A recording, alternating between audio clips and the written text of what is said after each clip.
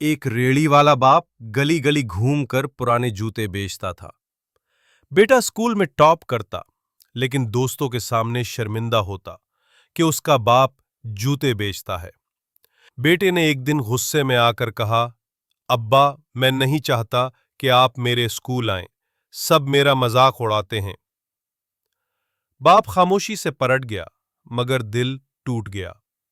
سالوں بعد بیٹا ایک بڑی کمپنی کا CEO بن گیا۔ باپ کبھی اس کے دفتر نہیں گیا۔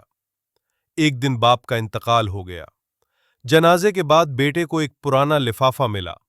اس میں لکھا تھا، بیٹا، میں جوتے اس لیے بیچتا تھا تاکہ تمہیں بہترین تعلیم ملے، روز اپنی عزت بیچتا تھا تاکہ تمہاری عزت بنے۔ لفافے کے ساتھ ایک پرانا ٹوٹا ہوا جوتا بھی تھا جس پر لکھا تھا، یہ وہ پہلا جوتا ہے جو بیچ کر تمہاری فیس دی تھی۔ بیٹا کرسی پر بیٹھا رو رہا تھا اور کیمرہ اس پر زوم کرتا ہے جس کے نیچے وہی ٹوٹا ہوا جوتا رکھا ہے۔